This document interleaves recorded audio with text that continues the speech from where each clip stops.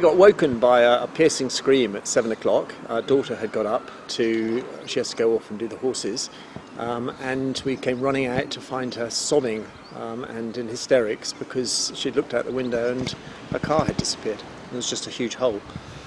There has been a problem at the property before where a shaft had opened up, I think actually sort of over by the garage, but that was way before we came here. And we've certainly not seen anything like this before.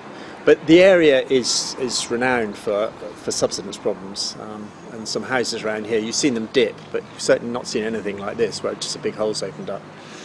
We're not quite sure.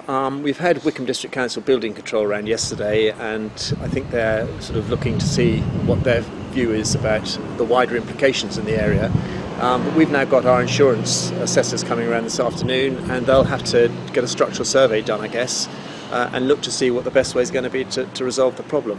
What we're not quite sure about is what's going to happen with the car. They're a bit worried about the potential for further damage if they try and put heavy machinery down to lift it out, but by the same token, obviously it's a car that's got fuel and oil in it, so it's in the hands of the authorities really.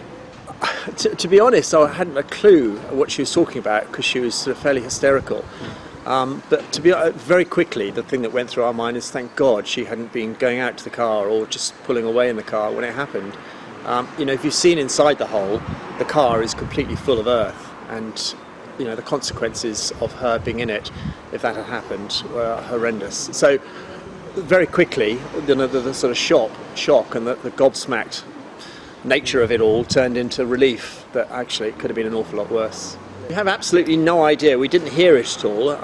The only thing was that the dog woke up earlier than normal, and about 6 o'clock, and it was unusual, but we thought maybe he needed a wee or something, but he didn't. But we didn't think anything of it. We went back to bed, so maybe that's when it happened. But we certainly had no indication. We heard no noise at all very quiet.